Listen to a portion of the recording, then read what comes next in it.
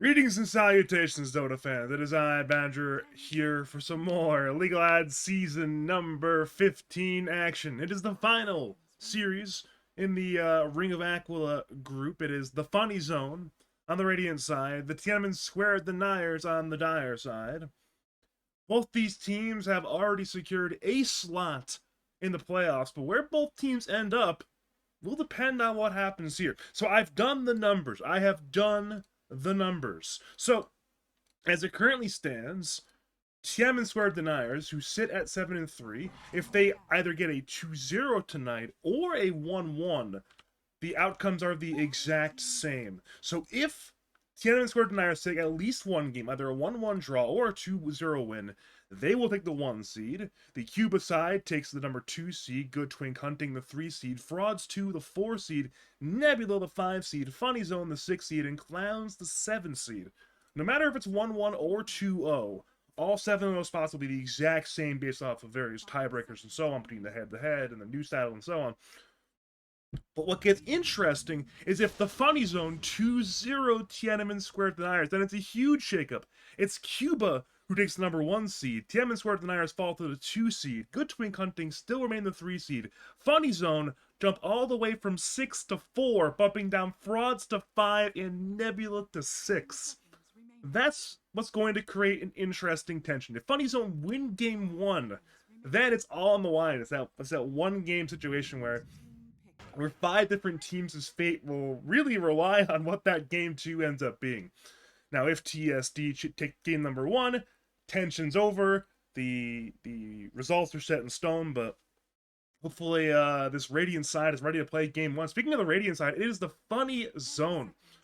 Long time lads, veterans across this team.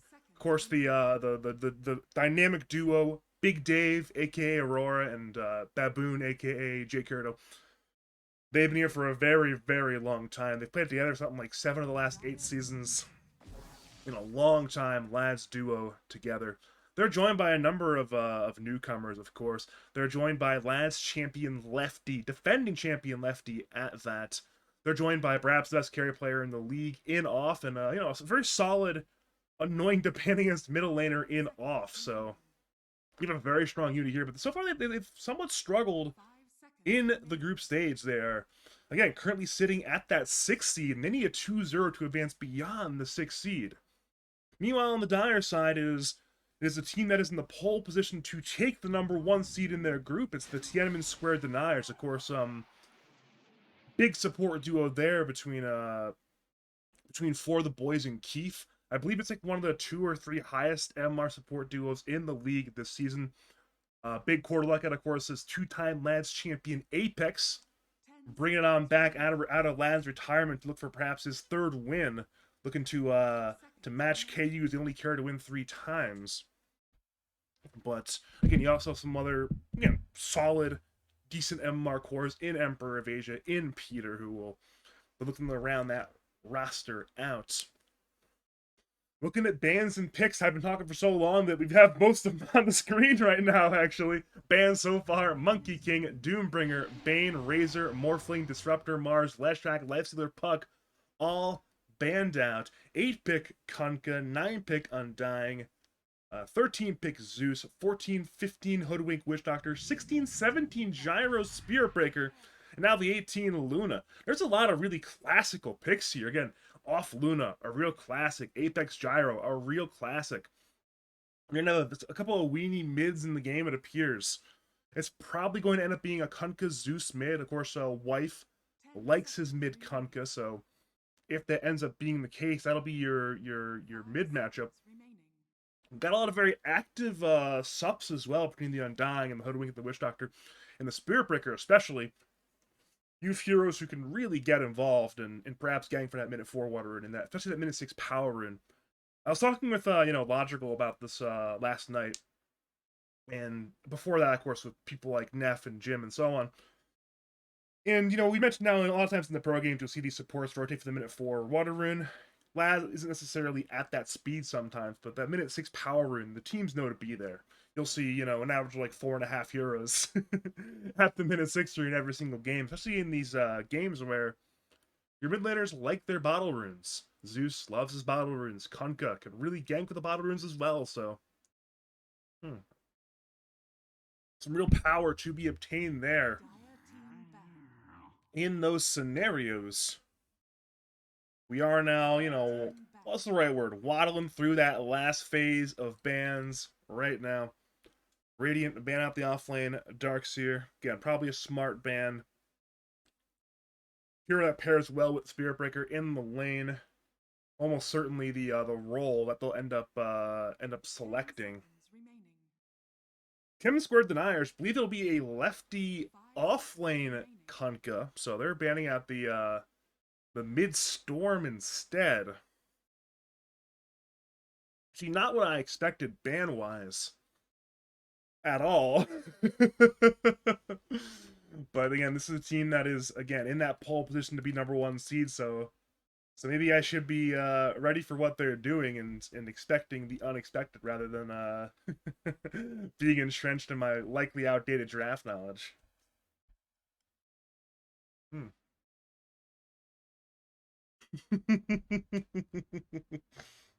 For some fun conversations in Twitch chat, of course. For those who are not gluing their eyes to the lad's general chat, there's been a conversation the last half an hour or so about Yatoro. If you played in the lad's team with 4 floors, I made my opinion known. I said if he had 4 floor players of his choice, I would bet everything I own on Yatoro winning lads, but it's always some fun times reading that conversation. One more mid banned out by 4 of the boys. So I'll ban out that Ember Spirit again. 2 spirits banned out.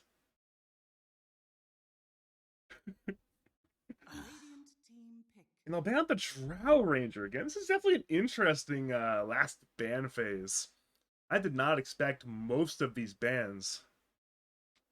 If you went into this ban phase, you said, hey, choose 4 bans. I could have got the Darkseer. Emperor Asia likes the hero, I'm pretty sure. Makes sense to Spirit Breaker. Drow, Storm, Ember would not have predicted that. I probably would have mentioned some hero like Lone Druid. Probably would have mentioned another offlane hero like, I don't know, Centaur. Not the case this time. Not the case.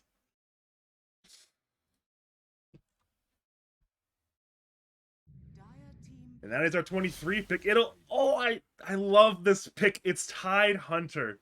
For those of you who have been keeping up on your Badger Dota 2 recently, I've been a big fan of this Tide hero. Been playing it a lot in multiple different roles. Been casting it and have been praising it whenever I cast it. I think again, this is one of those games where if you could have a decent laning phase, it might be a little bit difficult into the Gyro Undying. Once you get out of that laning phase, you can have a lot of impact this game. I will say though, potentially that lane could go quite badly if the Undying is really popping off, getting some 2-man decays, just manning up in the lane. Now that'll be the lane to watch, I think. That'll be the Tide Hoodwink into Gyro Undying. Maybe we'll see a bit of creep cutting. We have seen a number of lads teams use that as a common tool over the patches. And that might be the case in this lane. Get level 2 on Hoodwink, level 2 on Tidehunter, pass level 3 on the Tidehunter. In a lane like this, if you end up 1-1-1 on Tide, you have some decent kill potential. Alternatively, you go a direction more like 0-1-2, more defensively oriented option. If you're really, saying, you know what, we're not going to win this lane. It might as well be better for contesting, the hard camp, contesting these waves, smashing that higher damage anchor smash just to avoid double deny, perhaps. We are at a reserve time for 4 of the boys, and he will select Dark Willow. So it turns out, it's going to be a core Spirit Picker, not a support. I end up being wrong about that one. It'll be a sup Dark Willow, sup Undying. It will be that Undying a Gyro lane. Spirit Breaker played core off lane, backed up by Dark Willow, then Zeus mid. Nothing too shocking with the Zeus mid pick, of course. Wait, is it mid-tide? No way, no way, no way, no way, no way, no way, no way! Let's go, let's go, let's go! I love mid-tide! I love Mid-tide. I mean, I haven't seen anyone else play mid-tide in lads, I don't think, but if it is, it has been a long time, but I am so excited for this pick. I'm not sure if this is the right lane for it. Maybe it's a roll swap. Perhaps they're putting lefty mid, wife off lane. But if it is mid-tide, I'm so excited. I think this hero is a really slept-on mid. It's a very reliable impact hero. You know, if you're in a very good lane, so like a melee lane, you can go and itemize in a way to really smack down the mid laner. You know, if you're leaning more into a hero like, say, I don't know, Sniper or Zeus, a hero like that, then you can go double Bracer, play the lane reliably, you know, buy your shard, buy your blink later on, have a high, reliable impact. Oh boy, I love mid-side. Off of that reason alone, I'm predicting Funny Zone to win game number 1. I can't root against mid-side. Something for everybody. Is it actually mid-tide? Oh no. Oh no, it's not mid-tide. I'm so sad. I think it might... Actually, maybe it still could be. I don't think it is. Because I'm looking at Kunkka's build. Yeah, he's got Bottle in there. He's got the Ward. That's so sad. That's so tragic. I got so excited for nothing. Either way, here we go. Dire smoke into the Radiant side jungle. They're smoked up as 5. We see Keith in the Vanguard. He breaks his smoke, though, walking to the high ground. Dire drop the ward. They C2, charge on Aurora. He's now caught inside the brambles. That will be our first blood. Big Dave is big dead, and first blood goes to Emperor of Asia, tagged up as Weeb Emperor on Spirit Breaker.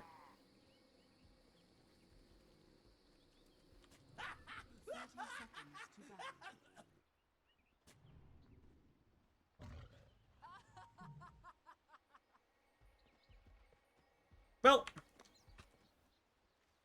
I was hoping the Funny Zone could take game number 1. We've already lost first blood.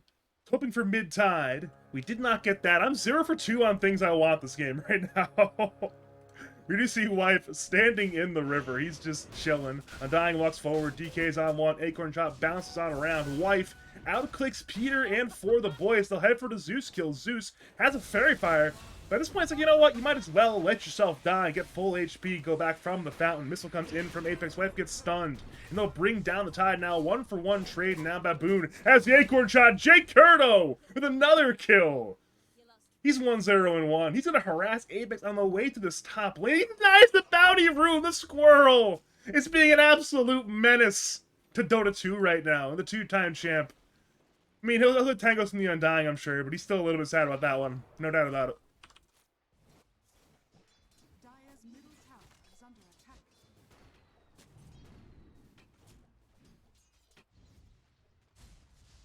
Man, it is Kunkka Zeus. Again, very standard middle lane affair. I'm sure both mids are fine with this. I'm sure both mids have practiced this. These heroes have been getting a good bit of play this patch. Especially Kunkka's been getting played for multiple patches, so... Yeah, I'm sure it's like, what, like 55-45 Zeus, something like that. I'm not entirely sure. I'm not a mid lane expert, so I won't speculate too much further. Bottom lane, it's Luna Witch Doctor. And there's some potential damage there once Aurora starts hitting a few more levels. Get a point in Maledict, perhaps a second point in Maledict. You can go in there, pop the Maledict, throw in a cast, get a perhaps Lucent Beam, a couple of right clicks in there. That's top lane. They brought down Apex. I missed the kill entirely. Before the boys has a tombstone. Wife is on the run. There's no DK, but DK is not needed. Baboon kills the tombstone, but... Again, I think one more hit plus DK should do the job. There's the DK, but there is no hits. So for now, Baboon will simply survive. He'll tango on up. He actually has 5 stick charges. He ends up skilling Soul Rip on Undying, which... You actually did go for the 1-1-1 skill build on Undying, for what it's worth. But... in the very end, it is that 1-for-1. Both cores going down in the lane, but Tombstone is on cooldown for the next 45 seconds. That'll be a long cooldown to work with. Missile comes in from Apex on the Baboon. Baboon has an Acorn Shot, but I believe he'll have a one-way trip to the fountain. For the boys, actually has the angle for the block. Just enough move speed. There's Rocket Barrage. That'll be a kill. J. Curdo down. One more kill for Apex. Correction, his first kill of the game. He's been involved in 4 of them, but the first 3 were only assists.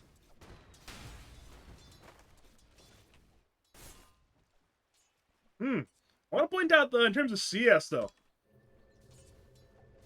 one thing to look at, the big outlier so far is that gyro. All the cores are, between, 12, 13, 15 sort of last hits. Very even situations so far. Gyro is not having a good time. He has 6 last hits, 2-man pushback into the gush. Tombstone's on the floor. Radiant focus the tombstone. Now walk away. Now walk back in. Baboon will die. The zombie is still actually hitting wife. The tombstone will not be claimed. That's another kill for Apex, and he needs that kill. I mean, I mentioned the CS situation. You get that second kill, helps your game out a lot in terms of making it a little bit better. Is that a Falcon Blade on Courier right now? It is. So he has the full Falcon Blade finished. That'll be nice for him, of course, to survive this Gush plus Acorn shot into more damage situation in the top lane. Over to bottom lane, it's Aurora on the run. He's being gone on. Blood Grenade hits. That should be the kill. And it will barely not be the kill. He survived on 2 HP at his very lowest. So now Blood Grenade's down. Keith is still hunting, by the way. They know he's in there. Big Dave will pop the cask, hitting Keith, but it'll matter not. Now it's a charge from Emperor of Asia on to off. Off, I mean, he's fine. He's got some Wraith Bands. He's got some branches. A lot of all stats, but he lacks his friend Big Dave right now. His friend Big Dave is dead. Over the top lane, Bushwhack on Gyro. Gyro, I think, barely lives. It'll be close. Missile's on the way, hits the Tide. Hoodwink dies tower a little bit, and yeah, that Soul Rip to heal Apex will be A-okay. And they're sending him tangos. There's 7 stick charges on the Gyrocopter. All should be well there. Speaking of Tide, I love talking about Tide Hunter. He's got a 1-1-2 skill build. It seems like a very standard build in this sort of game. You get that value point in Gush. And you think about Gush, right? Gush is actually one of the biggest value points in the entire game of Dota 2. Just like you get the full slow amount, the full slow duration. You get half the minus armor and the same cooldown, same mana cost, no matter what. So, yeah, you can put 1 point in Gush super early and then just leave it for a while and be very content with that. Bottom lane's fight going on. Cast from Big Dave. Seems like a lot of heroes might end up dying here, but nobody's dead quite yet. Keith is in the middle of the chaos right now. He'll end up throwing some damage towards Big off. Over to top lane.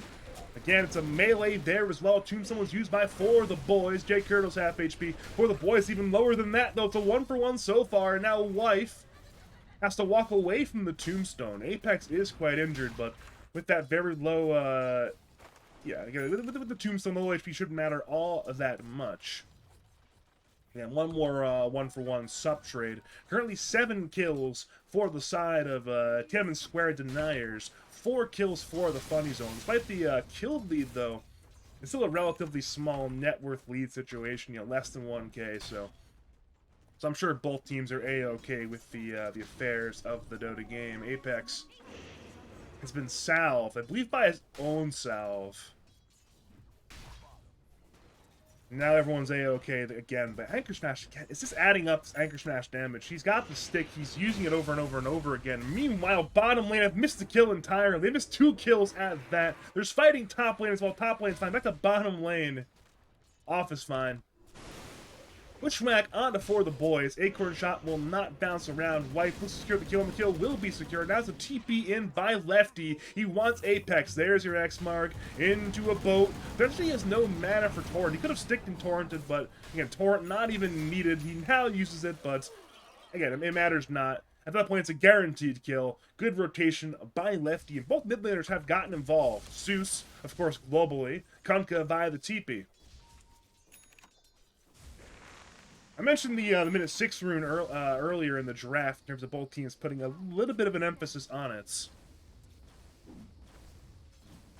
So far, it only went to the Willow. There's, I believe, only Willow camping out the rune. The other subs were a little more involved in the very heavy brawling. As far as Wisdom runes, goes 1 to both teams. 1 goes to the Hoodwink, 1 goes to the Spirit Breaker. So, again, nothing too wild and crazy there. Just that 1-for-1 standard sort of trade. Actually, I've casted a number of games recently where it has gone 2-0, but Again, not this game. Top lane, they're going in for Keith. For the boys, backs up Keith. Willow turns with all of her spells. Well, actually, Curse Crown is available, but at this point, the fight should be over. There's a little bit of a wraparound from Big Dave, though. Aurora is looking for a little bit of an angle. Ends up going into this little tree area for now. He's wrapping to the northeast, looking at Dire Vision. I don't think they're aware he's here. Speaking of sups, the Dire ones are going bottom lane, looking for the Luna, looking at off Vision. He doesn't exactly know where they are, but again, look at the waves. They don't see anyone top, they don't see anyone mid right now. He should be a little bit suspicious. For now, though, again, Keith and For the Boys, they're only playing in this sort of area, the shallow east side jungle. They're not going all the way deep where Off is currently playing. Again, knowing that they don't know where Off is, perhaps the play will be go for that tower instead. Say, you know what? We'll hit the tower. Everything's going to be A-okay. We're seeing some TPs away. Mid lane lefties just kind of running around right now. Neither mid laner will end up dying. So both of these safe lane tier 1s are under attack. Seems like both of them will end up dying before the siege unit even comes. So perhaps we could get some pretty heavy action mid lane where, you know, there's going to be the minute 10 rune. There'll be both minute 10 siege units there. So there could be some real emphasis on that this game. And yeah, it is official. You will see El Clasico, the trade of T1's safe lane. You see it in, I don't know what percentage of Dota games, but it has to be at least like 45%, 50% of Dota games. It's like an uncontested tier 1 for tier 1 trade between 2 safe lane towers. Radiant smoked up into the Gyre jungle, but I believe Peter saw him at the edge of his vision as the smoke popped. So, again, Jay Curto doesn't find the right angle, but he still might go for the dive here. Wife walks forward, has Ravage ready to go. Gush has been used. Ravage will be there on actually 3. It's fantastic from Wife. Peter drops Arsenal, but he's still dead after that happens. In comes Dire with the call down. Down goes Aurora. So 1 for 2 so far. 1 bid for 2 sub. Charged in by Emperor of Asia. They want Wife, and they certainly will kill Wife. They succeeded on their initial goal of killing the Zeus, but it was very, very costly. In killing the Zeus, they lost 3, and potentially, they might take some decent damage in their mid T1 tower now.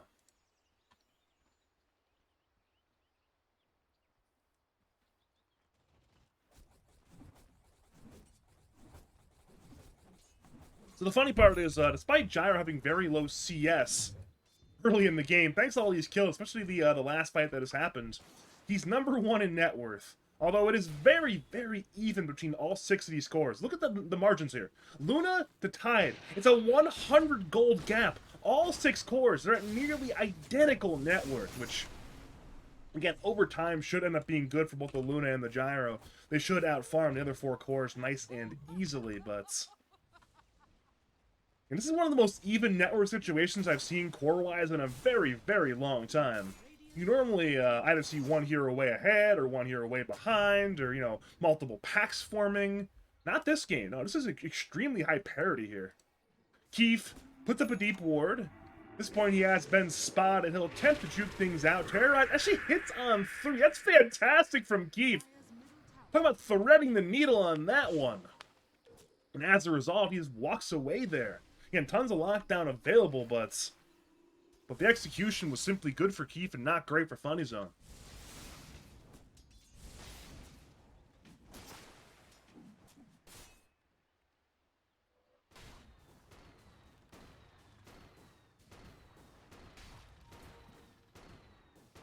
Seems like Gyro is going to go for Falcon Blade into Crystallis, into Aghanim Scepter, if I had to guess.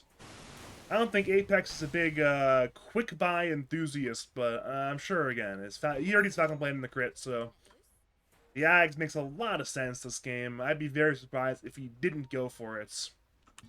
Looking at the other side of that equation, the farming carry versus farming carry, the Luna has Mask of Madness, is unsurprisingly going Manta, unsurprisingly going to BKB after that, so again, off, sticking to the standard Luna build nowadays. It's more after that BKB that it gets a little bit interesting. You know, could be more of a stat-heavy build, could be the more modern sort of Conda build. We'll have to see. Middle lane, lefties being charged by Emperor of Asia from the east side. Wife TP's in. He's got Ravage ready to go. Speaking of fun times, the Tombstone's already dead. The charge was canceled. At this point, we'll see action top lane instead. Baboon has been caught inside the Bramble Maze. Apex runs over. He's got the Rocket Barrage. 4 points in it at that. Baboon, though, got some distance with a defensive sharpshooter just for the knockback. He'll now TP away in the trees successfully. Again, good jukes from Big J Kurt over there. There's been some strong support plays so far in this game again.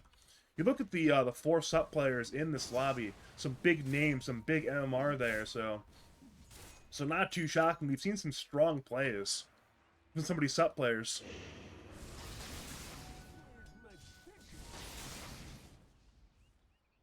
Seems like Peter on the Zeus is not going all in on a right-click build so far. I mean, he has the very standard phylactery, but instead of going straight into, say, Shard Manta, he's going Akaya first. A little more of a mixed build rather than a straight right-click build.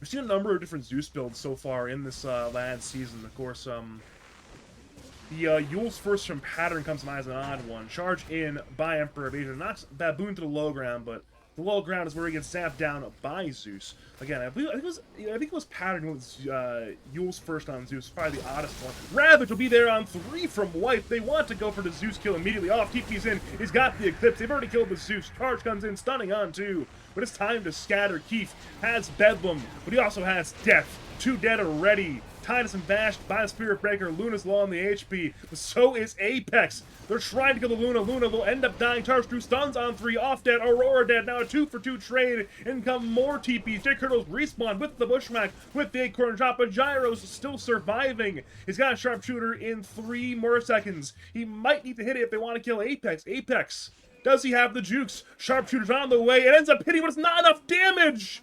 Just short on damage. The torrent hits, and that'll end up getting him. Symphony of skills there from Funny Zone. Finally finishes off Apex. Overall, it's a relatively even trade, I do believe. Technically a win there for the Radiant side, but Lefty ends up dying to a Spirit Breaker charge plus Zeus ulti anyways. When you throw in that kill, it's probably about even. We saw all 10 heroes in the game involved in that mid lane team fight. Neither carry was off farming on their own. It was Gyro TP, Luna TP. I believe Gyro TP. Yeah, both carries TP. We're not done yet. You see the ward earlier. Placed by Keith. Allows for a charge against Baboon. There is no Zeus ulti, but with that Nether Strike, there will be a secured kill for Emperor of Asia. He's now 5-0-4 there on that Spirit Breaker. He's actually the only hero in the game left who has not died. On the flip side, the only hero without a kill is our boy Big Dave on the Witch Doctor. 0-5, sadly, but that is Witch Doctor Dota for you sometimes. Speaking of Dota 2, mid lane tower goes down. Keith secures that last hit on Dark Willow. The net worth lead is beginning to open on up. It's about 3,000 in favor of Tiananmen Square Deniers. But despite the 3,000 net worth lead, Dota Plus is still feeling pretty confident about the ability for Funny Zone to win, giving them a 53% odds, partially on the back of the hero comp, but also because the XP lead, it's actually in Radiant's favor, thanks to the recently grabbed Wisdom Rune by Luna. Smoke up on 2, it's Lefty Dote plus Witch Doctor of Big Dave. They head into the Dire Side jungle. Currently, Wife, I believe, he's not shown on the Dire Watcher. Radiant put up a deep ward. They run into for the boys. Undying, well, it seems like he will be dying. He uses literally everything he's got to buy a little bit of time for his team to arrive. The Undying certainly will end up dying. Ravage on only 2. Spirit Breaker charges forward, hitting it onto Wife. Wife now runs away as Spirit Breaker bashes Lefty. Lefty is low. The Tombstone's still alive. Aurora drops a death ward for very little effect, and at this point, it's time to run. You've lost 1. You've lost 2.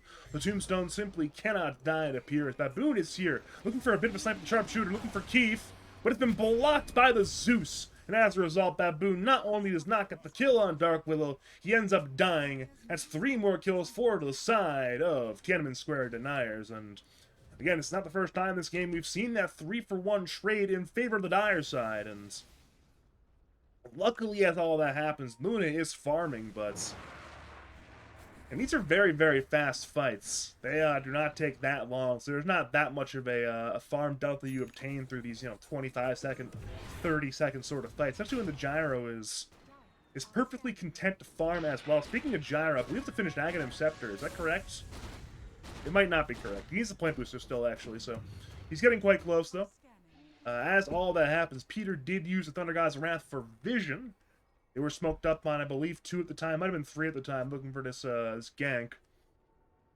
Ultimately, nobody got caught, but it does mean that Funny Zone are farming in a little more of a limited location. They've moved to the west and northwest, just as a countermeasure in case they're still smoked up in this Radiant jungle, or perhaps in this far south jungle over here. But that is Dota 2 for you sometimes.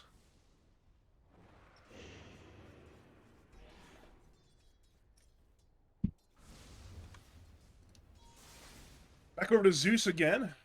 Nice little check up on his items. It's like, it's a little bit of a detour to grab the Kaya, and at that point he's gone back for the very meta standard build.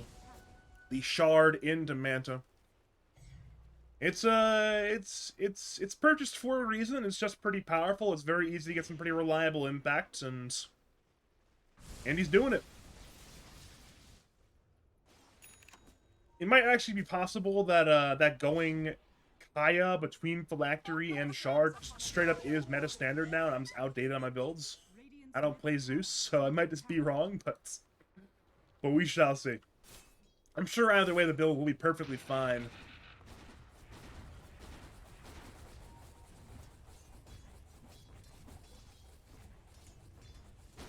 We get a little bit of heat top lane. Both teams stick a little bit of action there, but it's bottom lane where the fun's happening. They're diving into Wife. Lefty TP's in. Wife has Ravage ready to go. X-Mark boat on Emperor of Asia. Spearbreaker falls, and now they'll move on over to, well, nothing. They saw a courier. They see no other heroes. And that'll end up being the end of our fight with just Spearbreaker dying. It was an attempted dive bottom lane, but when you dive into a hero as tanky, as big of a big boss as Tidehunter is, it's very, very hard to kill him.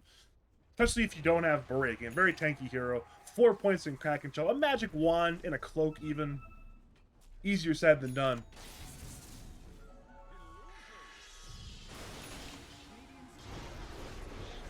Bottom lane, Keith went for a bit of a cheeky play, but in doing so, he's been caught. And now he's been brought down. We're seeing a bit of that this game from Keith on the Dark Willow. It's, he's been playing very aggressively to get information, to put down deep wards. Again, deep wards over here, deep ward over here. We saw a deep ward over here earlier. It's been the name of the game for Keith to play this this vision game. And occasionally when you do that, you acquire the information by, well, dying. In the dire side jungle, they found Apex, though. That's a big hero to find. Eclipse from off, sharpshooter from J. Curto. And the carry's been ganked and brought down. Emperor of Asia has arrived. He charges to stun only the Luna. Link in by Wife. He does not have Shard quite yet on that Tidehunter. Therefore, Spearbreaker walks away for the time being. Doomstone has been dropped in the north side by Thor. The boys cast will not bounce Peter. Begins to unleash the arsenal. Wife grabs the bounty rune. Aurora grabs a death. Header strike on Wife. Kraken Shell immediately purges the debuff, but he's still being run on down. Bedlam has been used. Applies to the Spearbreaker to secure the kill. That's 2 kills, 4 decided damage square deniers. But more importantly, Funny Zone have, at the very least, brought down that very farmed Apex Gyro. And again, you have a death like that and your entire trajectory gets a little bit worse. I believe he was either 2nd or 3rd in net worth before that death. Now he's 5th in net worth. Meanwhile, of course, the Luna of Off is #1 in net worth, as you would expect from a player the caliber of Off playing a hero that farms as well as Luna does.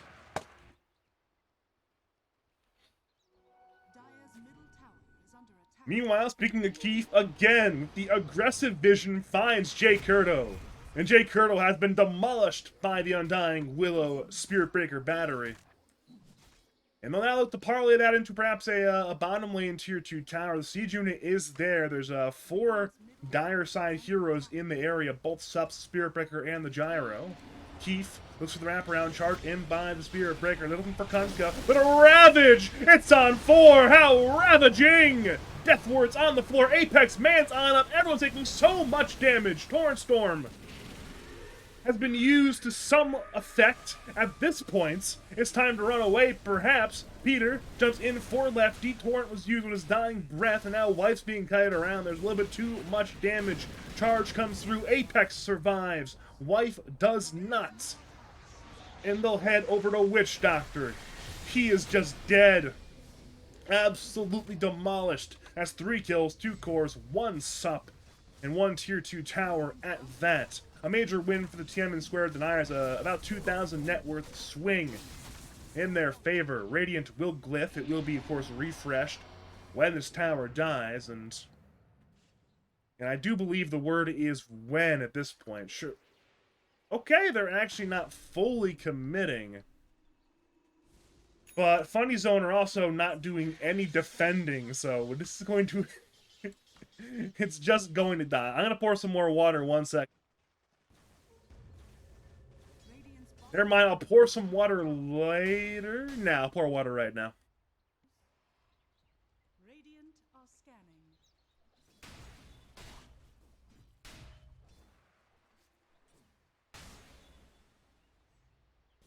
Yeah, nothing at this point is happening. We're kind of between the fights right now, waiting on that that next big objective to play around. I believe both Tormentors are still alive, and that is correct. On top of both Tormentors being alive, there is that Roshan on the bottom side. We'll be top side pretty soon. Mid lane, something's happening mid lane. Seems like nobody's going to die, though. A couple spells were thrown. Bit of mana wasted in the very end. Everyone's A-okay. I guess Dire's Roshan isn't particularly great. Perhaps Radiance could go for a Roshan.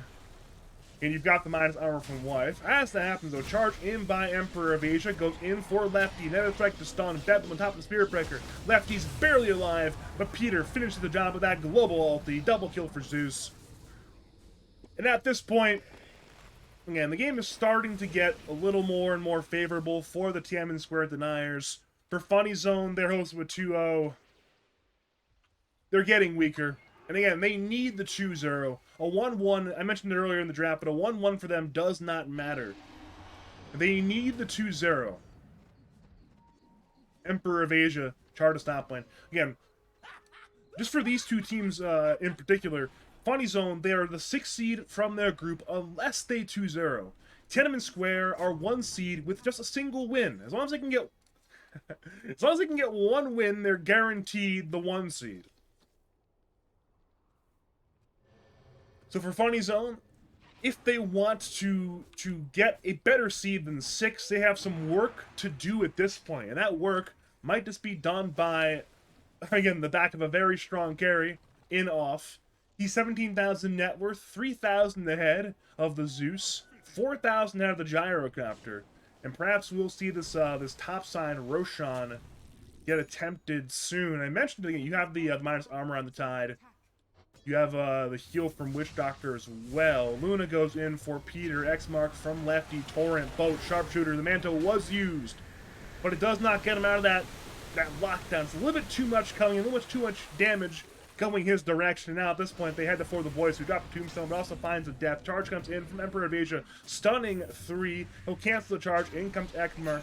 Call down is used defensively, but in comes the shard from Tide. Tide Rabbit is using it on nobody. An ROTK classic. At this point, they'll go for 1 more kill. At the very least, they already have 2. They want a 3rd still. Gush on Apex. In comes Lefty with the X-Mark. He's got big KB on Gyro, but he can't even live long enough to get it off. Eclipse comes in from off. Nether Strike on a Big Dave, but Radiant are successful with their jaunt. They dive the tier 2 further. Spearbreaker will attempt to get away, but it matters not. Gush secures the last hit. That's a full 5-man wipe and a much-needed teamfight win for the Funny Zone. Let's see that damage breakdown. Look at the damage from Luna. Luna, by herself, almost did as much damage as the entire Dire team. If you're a Funny Zone fan, this is exactly the sort of numbers you want to see. I mentioned it right before the fight. You know, big plays in the back of big off. And that's exactly what we just had. Obviously, it wasn't just off, but a good team play. Some good initiation there initially on the Zeus. That's the sort of hero you want to jump early on, if you're able to do so.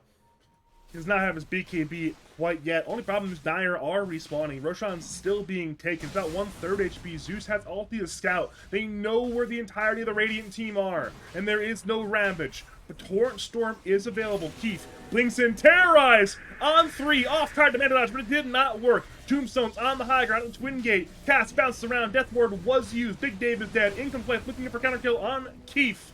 Still, it's a 4v4 fight. Charge comes through, call down, it's everything! Roshan's dead, Dire kill it, but off gets the Aegis, down goes Undying, down goes Gyro, down goes Zeus, off again, he's out of control! And that fight almost went so badly for Funny Zone, but instead it's a huge success once again.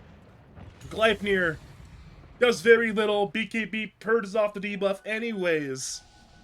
He'll survive on Spirit Breaker, but that's a very close fight. A lot of chaos in the Roshan pit once again. This time was the Kunkka of Lefty, who put in immense damage. And if that Roshan ended up going to the Gyrocopter or another one of these Dire heroes instead, this could have been an absolute disaster. But instead, you win the fight, and you win the fight without the Eclipse. You win the fight without the Ravage, which means you still have those tools to work with. You can easily continue to apply the pressure with 2 lives on Luna. You have her Eclipse, you have the big Ravage ready to go. This is suddenly a very good-looking game for the Funny Zone. Check out these graphs. Check out the lines. They're all skyrocketing up.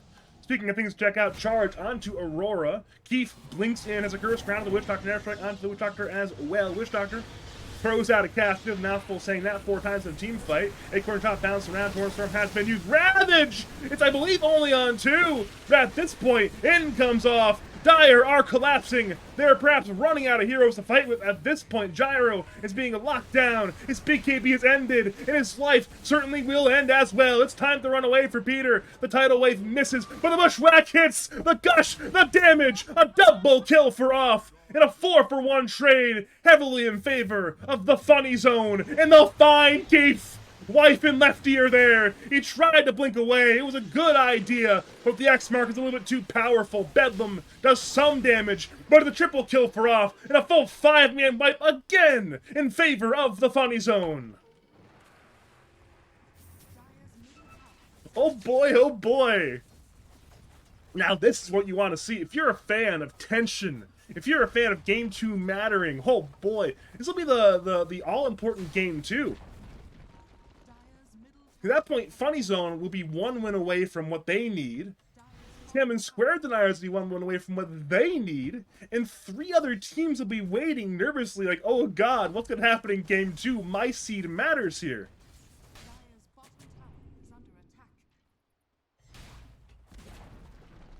Unless you're Karan and Breeziara, you're 3 seed no matter what happens. What can you do? I guess you're not really watching for anything but the actual Dota. Tier 2 is under attack.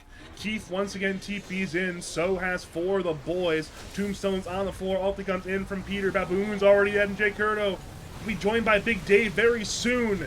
As that happens, Keaton's going down. Call down, top onto the floor. Wife is trying to man-play Apex. Apex is BKB hitting everything right now. Luna is incredibly low, but still has 2 lives to play with. Charge comes in from Emperor of Asia. Down goes Wife. At this point, it will be a 2v5 team fight. They might have to let off die. It's a fantastic terrorize from Keith. It's a BKB, but it's a little bit too late at this point. He'll Eclipse, he'll Manta, with the lifesteal's massive! Oh, the Titanic! It heals in the full again, he nearly died, he's killing everything! A triple kill for off! How is it even possible? He was locked down through BKB, had so little HP, and he had no friends! But he turned around and killed 3 in the 1v5, and he earns 3 tips for that play. Oh me, oh my! And again, look at the net worth situation. Look at this individual hero net worth chart. Look who's number 1. Not by a little bit, but by a country mile. An 11,000 lead over Zeus for off Dota 2. Ultra Gunner, move over. You might not be the 5-time MVP any longer.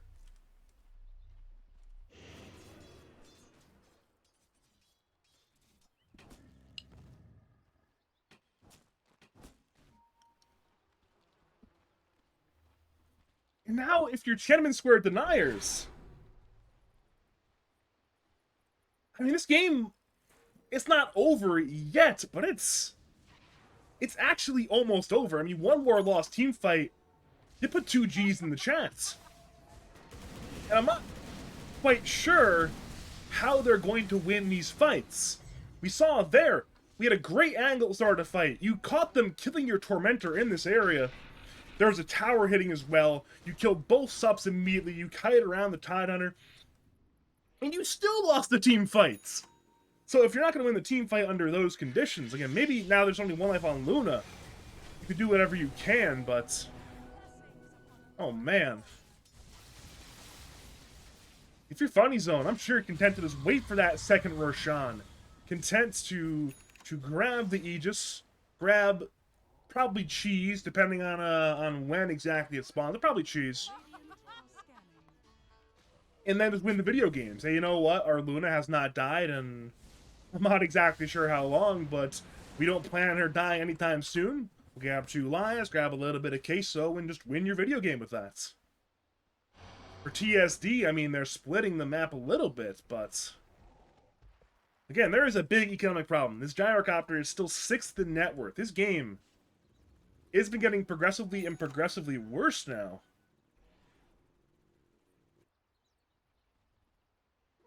And again, if we just keep... it's a tale of 2 carries right now.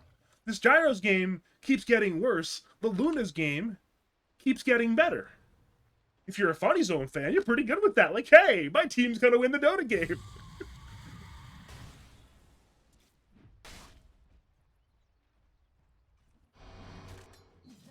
And that appears to be what we have to be waiting for now, is that next Roshan again. I'm sure if Funny Zone see the right opportunity, they can go for a fight. They can go in and win a fight on their terms. Of course, at this point, if you're TSD, you will not give them a fight on their terms. They'll take a fight on your terms. There's some kind of wraparound gang of Spirit Breaker, or a huge Terrorize, whatever it has to be. But if neither team's willing to give a fight on the other team's terms, then it's going to be whatever main objective that will centralize the Dota game. And again, it's that topside Roshan, it appears.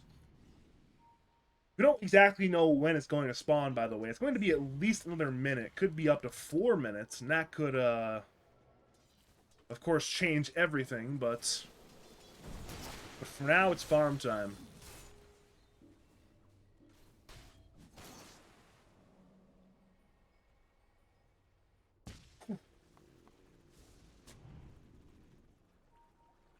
Alright, I have an idea.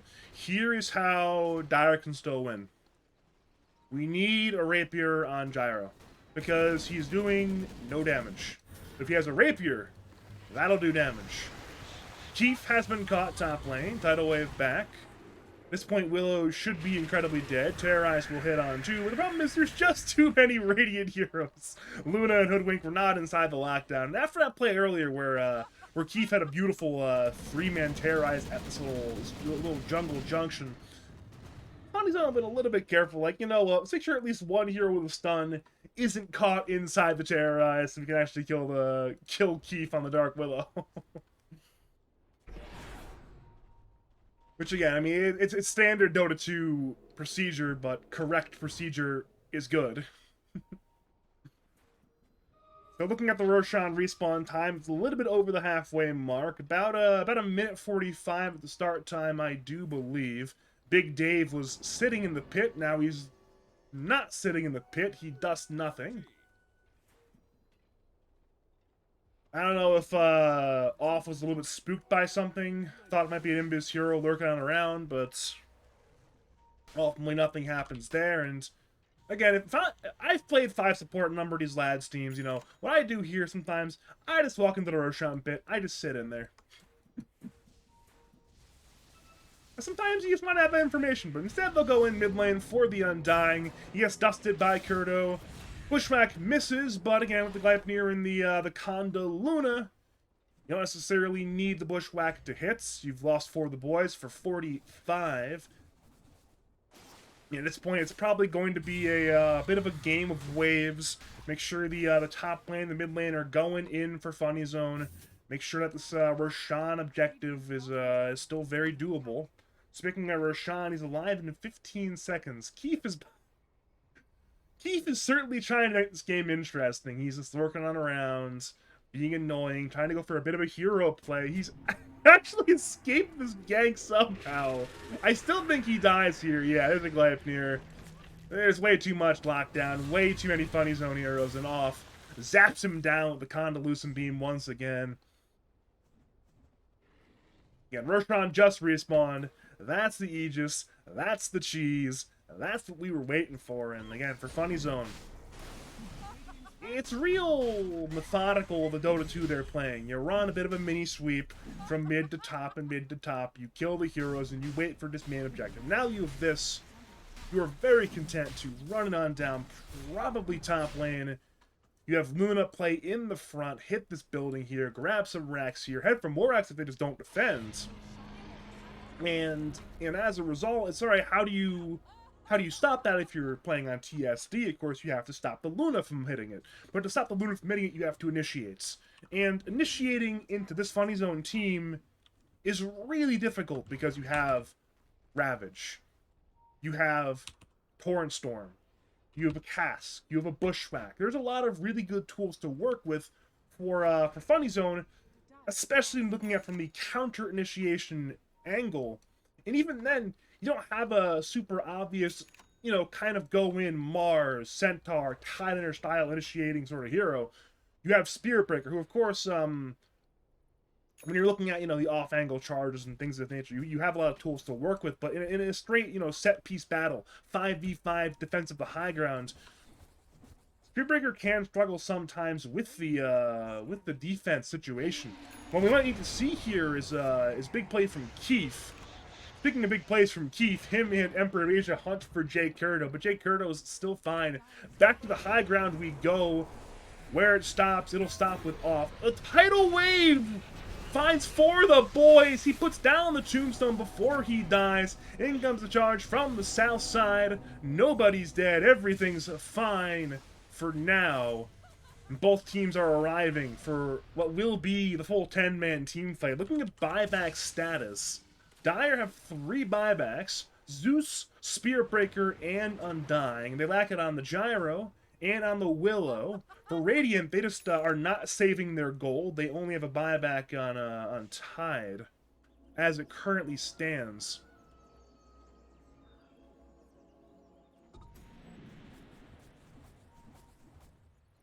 We're waiting patiently right now. We're waiting patiently. Again, Off still has 3 minutes to work with in terms of Aegis timer. He's got plenty of time to consider his angles and go on in and walk on out and have his BKB ready and Satanic ready and so on. Again, they just can't stop him. T3 is dead. Melee racks will get glyphed. Again, you see Keith looking for the angle right now. He's smoked up. This could be a big terrorize on a lot of heroes here. Keith, he's still being patient, puts up another ward. Patience from Keith.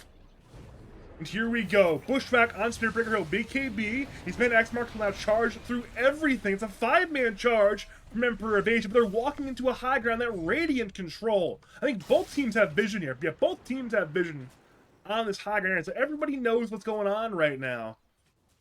And Off says, you know what? Enough of these shenanigans. I want buildings. I've already killed the bottom racks. I want more buildings. I am Luna. I've got 2 lives. I've got everything to play with.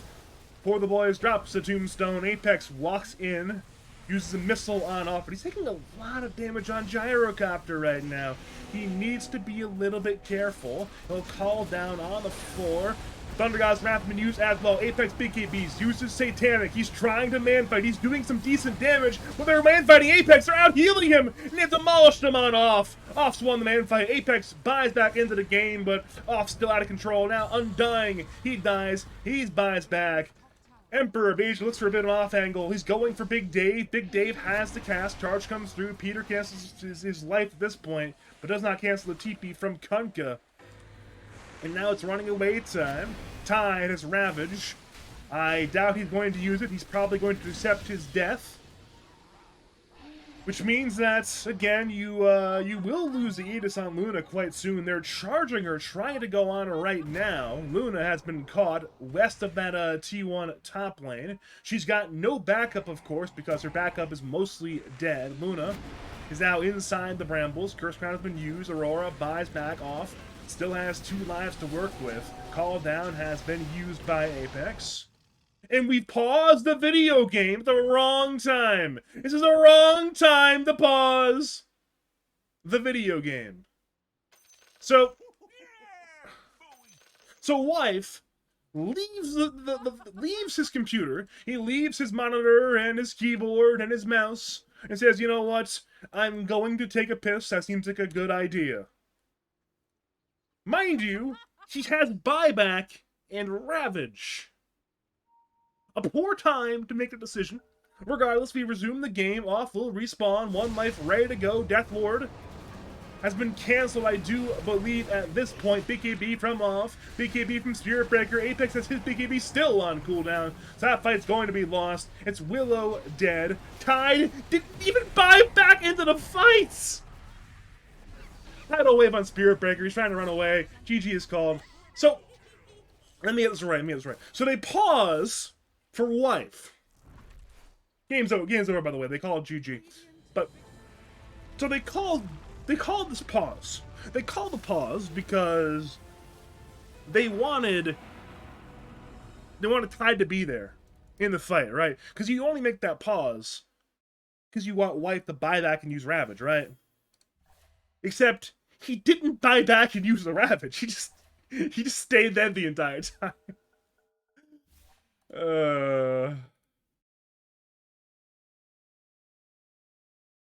Regardless, this is what we wanted. I mean, I think everybody wanted Funny Zone to win game 1. Because Funny Zone have won game 1, this next game actually matters. Had Funny Zone have lost this game, it wouldn't have mattered for any team, by the way. The entire standings would have been finalized. But instead, because Funny Zone have won game 1, we have some fun on our hands. So, as it currently stands, if Tiananmen Square Deniers win game 2, they will be the 1 seed, Cuba the 2 seed, Twinks the 3 seed, Frauds 4, Nebula 5, Funny Zone 6. However, if it is Funny Zone who take this game number 2, Cuba take the 1 seed. They knock Tiananmen Square Deniers down to 2, Twinks stay at 3, Funny Zone move all the way up to the 4 seed. Frauds get bumped to 5, Nebula to 6. Those are the stakes. And for this game, Funny Zone have choice to pick their side as well. Because game 1 it was won by TSD. They chose second pick. So they'll have first pick for game 2. So yeah, this is the fun one here. This is a fun game 2 here. Let's put on manual. There we go. Oh. So first pick, Dire. Game 1 win, Dire. Okay. So that is what we're looking at. I got to a break between game 1 and game 2. I'm going to probably press the blue button first, and then I'm gonna grab a little more water. So that'll be a situation. So our cut to a break. We'll be at this screen for a little bit, and then after the draft begins, we'll still be in the break for about a minute or 2 after the draft begins. So that's the scenario here. My name is Badger. We'll see you for game 2 of Funny Zone versus Tiananmen Square Deniers in a few more minutes.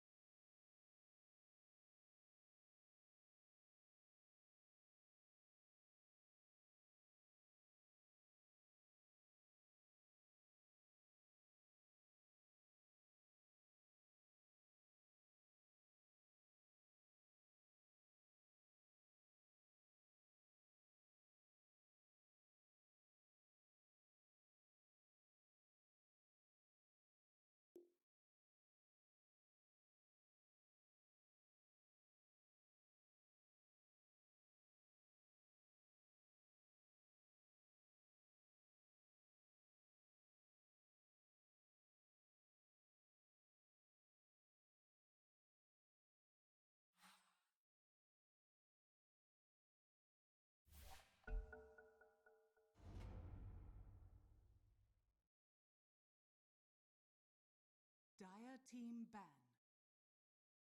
Radiant team ban. Radiant team ban.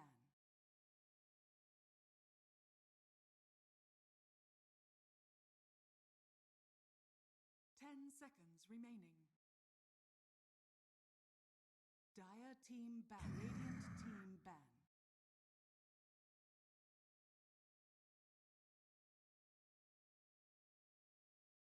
Ten seconds remaining. 5 seconds. Radiant team ban. Dire team ban.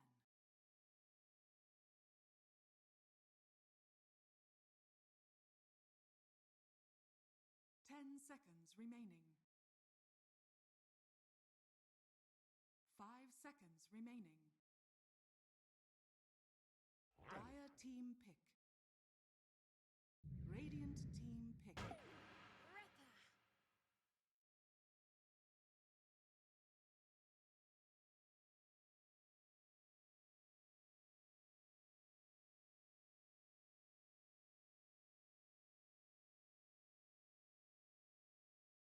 10 seconds remaining. 5 seconds remaining.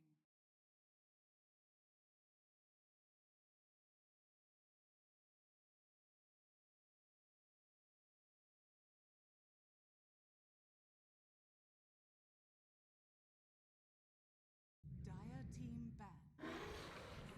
Dying wakes.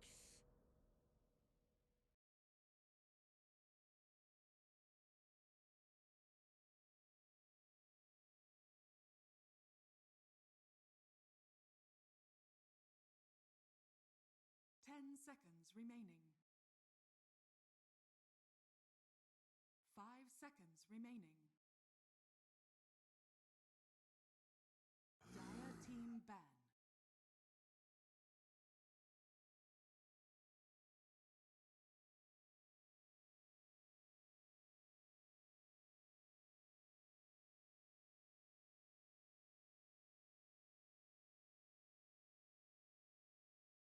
Ten seconds remaining.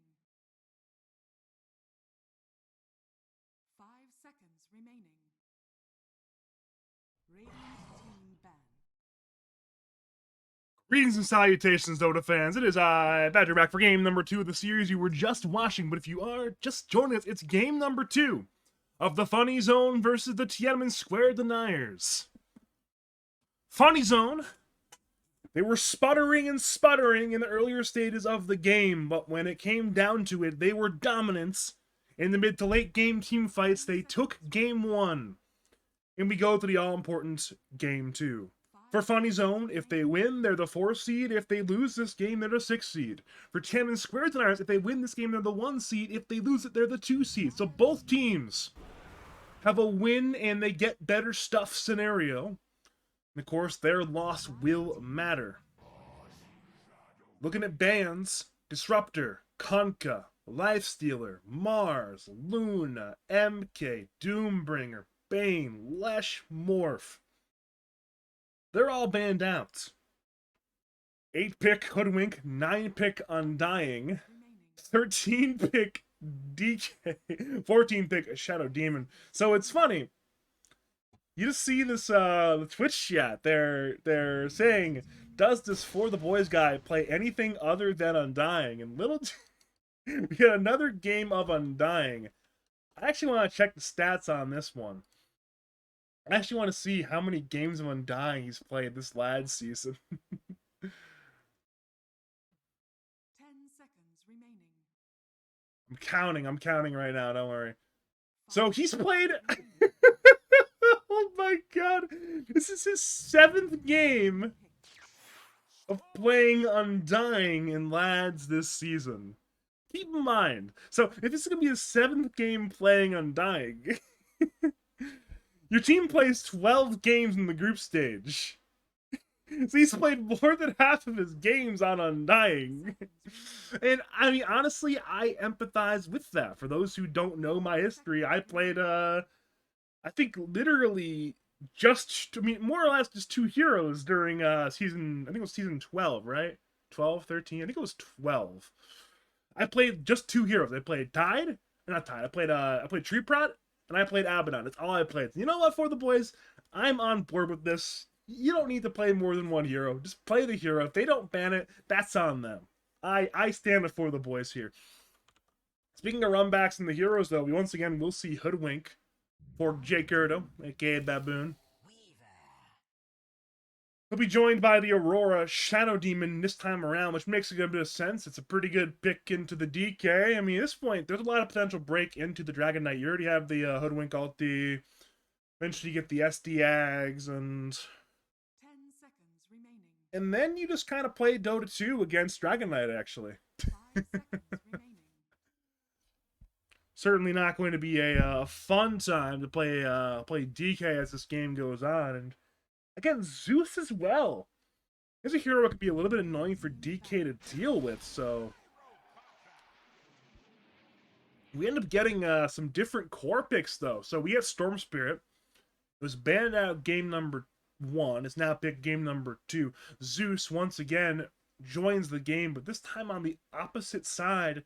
Speaking of opposite side, Gyro's back, but instead of Apex playing it, the 2-time champion playing it, it'll be off, perhaps the best current carry in the league playing it. So we'll have to see what ends up happening this time on the Gyrocopter. For Apex, he'll be playing the Weaver instead, more than likely. Assuming it's not some weird throwback Weaver sup tech, it's going to be the carry Weaver. I'm sure Apex plays it very well, so we'll have to see how that one turns out. Team ban. Looking at bans again. Tide banned out, Axe banned out, Nyx banned out, and again, nothing too shocking there. Perhaps they'll ban out Willow if they want to keep Keith off of that hero this time around. He played the Willow pretty well, so wouldn't be that shocked if that's their ban here. 10 seconds remaining. 5 seconds remaining.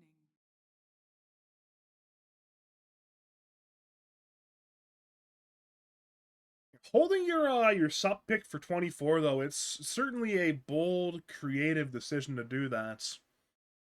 And you'll see 23 picks sup pretty commonly. Whereas, like, you'll grab maybe a core first phase, maybe second phase, and then your main core you want to protect at 18 a lot of times. Sometimes you just end up having a sup pick at 23. Doing it at 24 is a little more rare. You almost always see either a mid or a carry selected with that 24 pick. Occasionally an offlaner if you really want to counter pick a 23 pick carry, but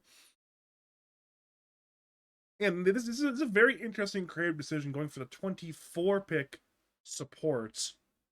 Dire team pick.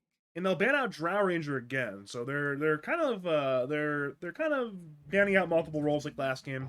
Not quite sure what's going on here. And they snap pick Centaur War Runner for the offlane selection.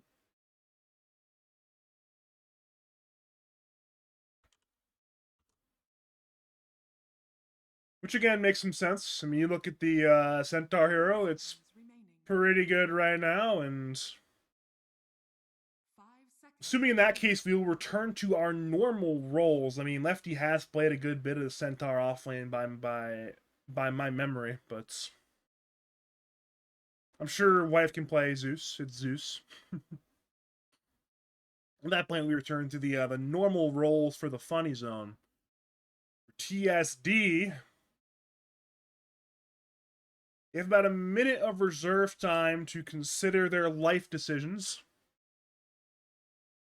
This is the 1 seed on the line. They know that much. This is a must-win game for them. I guess must win. Those are the operative words. I guess must win isn't. I mean, if they lose the game, they're still in playoffs at a pretty good seed. It's not like they're going to like go to the hospital or something or lose $1 million because they lose this game. But every game counts. Every game counts.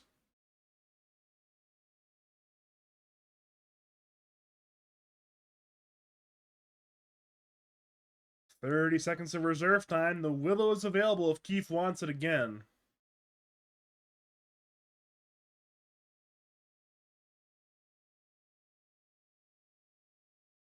20 seconds now, still waiting. I mean, outside of that possible Willow pick, again, a couple of couple of good sups are still left in the pool.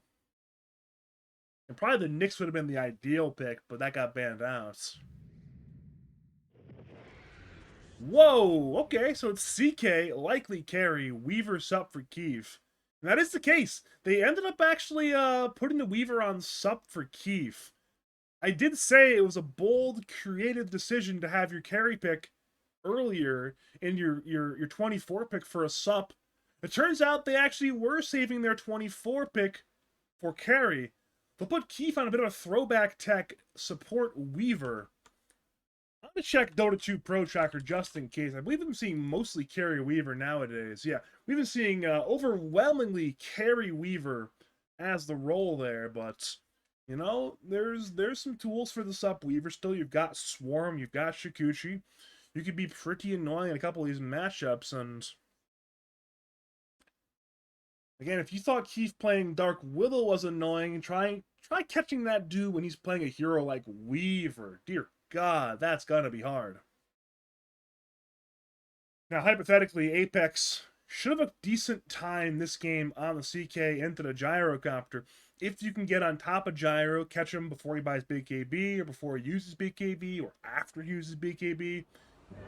Got a lot of tools to stun him and slap him down, but hypothetically, if things go badly in the economic sense, the way they did last game, you've got some AoE capability on the Gyrocopter, AoE spells, AoE flat cannon, you buy the damage. Oh me, oh my, you're gonna die. But what shall happen, we'll have to see. And for that game, you'll be here with me. Welcome to game number 2 of 7 Squared Deniers, playing the Radiant side, taking on a Funny Zone, the Dire side. Both teams have a lot to play for. 5 teams' fates are on the line right now. Funny Zone, by winning game 1, got us into that situation. And now we are in the last game of the Ring of Aquila group. I'm sure I've said it before, but again, my name is Badger. We already see Keith leaving the base rapidly. You see it sometimes on a couple of these heroes. I mean, Furion comes to mind as a hero who loves to get out early and put up these aggro wards. Keith, of course, for now is not quite as maneuverable as a global teleport, but still pretty maneuverable nonetheless. You see that wrap around right now. It's a fantastic wrap. Keith scouts. They see Wife and Aurora. Chaos Bolt will be there on Shadow Demon. First Blood should be secure. Dragon Tail was skilled, so was Banishment on the SD, and First Blood will go to Peter on that Storm Spirit. That's a fantastic hero to get it on. Now, whenever a mid gets First Blood, you see 2 different approaches. One is, you know, buy out that stat item early on, just to keep the advantage and buy the bottle a little bit later. So, you know what, I'll use my extra damage advantage to kind of leverage that into a normal bottle timing anyways. The other one is, of course, just completely rush that bottle. Seems like Storm, yeah, he didn't buy out fully anyway, so in having that that extremely early First Blood money, he'll have an extremely early bottle. That's yeah, 2 last hits away from purchasing that bottle. Surely he'll have at least 2 last hits by that that minute 2 water rune. So Peter will be, I wouldn't say drowning in mana, but he'll be perfectly fine with his mana situation this game. I'm guessing a Zeus Storm matchup probably goes pretty well for Zeus. Because, you know, Zeus is pretty broken, but I'm sure both heroes have something in this matchup to do in terms of Storm. Again, you spam out the region, you use your spells, and then eventually you leave to the jungle, and everything's going to be A-okay in that aspect, I'm sure. Bottom lane is CK Undying versus Centaur Hoodwink. Could be a tough lane for Centaur Hoodwink. There's a certain amount of finesse you need to maneuver this lane because, you know, if you want to do the sort of run-at-you style that Centaur often likes to do, then sometimes you just die. Because there's an Undying with a lot of decay ability and possibly a Tombstone level. Correction, definitely a Tombstone level 2, and, you know, a CK stun, and a lot of fun tools there to fight in. Top lane, we have Dragon Knight and Weaver taking on SD Gyro.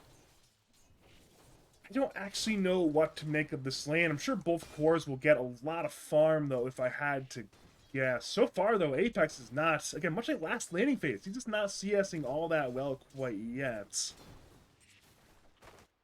I'm sure things will improve as the landing phase goes on. At least if you're a TSD fan, that is the hope.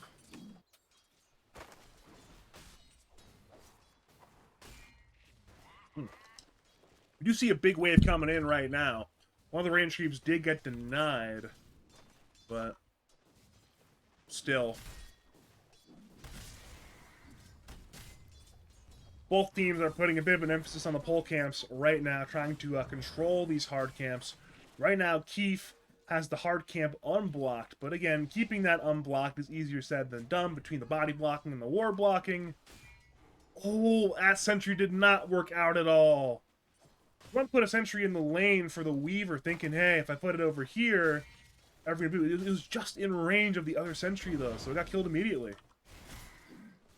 I say a big sentry ward war win for Keith and Emperor of Asia.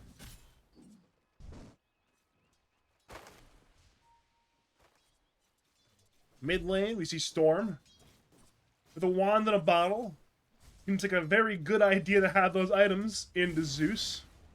Looking over at Zeus, he too has a bottle and a Bassi on top of that one. Glyph was used by Dire. There's a fight going on bottom lane. Tombstone on the floor. Chaos Knight on to Baboon. Seems like Kurdo's gonna fall. Hoofstomp does hit on two, but that will be the end of our fight now. The win going the way of the side of TSD, bringing down Baboon. The kill did go to the Undying and not the CK, but that's Dota 2 for you sometimes. Top lane, Dragon Tail against Gyro. Gyro seems not to care all that much. Turns with the Rocket Barrage. I have a text I probably should read right now, but unfortunately when you're casting alone, there's not a great chance to read any texts. I'll keep one eyeball on both things, I do suppose. Looking over at CS, a couple of the cores are beginning to fall a little bit behind. Seems like both carries are, wait. I made a slip of words earlier. I mentioned low CS on Gyro. I should have said it reminded me of Apex Game 1, rather than literally Apex Game 1. Apex is not playing Gyro, he's playing CK. Speaking of Apex, he's relatively even CS with wife right now. Hopefully nobody caught that, but if they did, my apologies.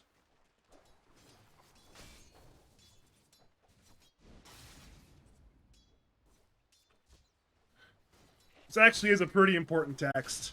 I'm just going to leave my camera over here for a little second.